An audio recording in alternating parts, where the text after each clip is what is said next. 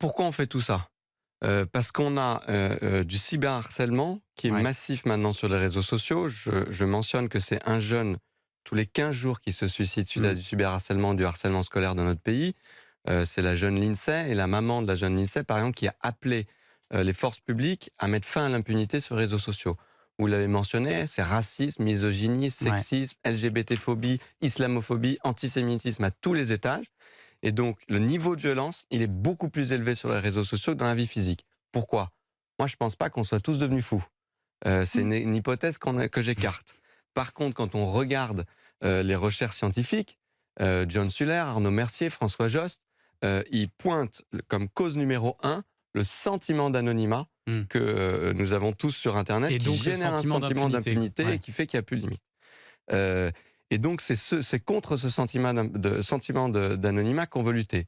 Quelles sont les statistiques pour répondre effectivement à monsieur? Il faut séparer deux chiffres.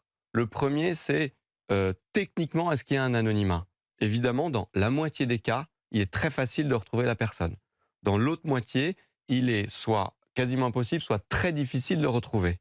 Donc, il y a un demi-anonymat sur Internet. Mmh. Mais ce qui est important, c'est que 95% de nos concitoyens pensent qu'ils sont anonymes. Et c'est ce sentiment Mmh. d'anonymat contre lequel on veut combattre. Alors on peut continuer à faire comme dans les 20 dernières années, tenter d'expliquer à tous nos concitoyens ce que c'est qu'une adresse IP, ce que c'est qu'un FAI, ce que c'est qu'une réquisition du juge, etc. etc.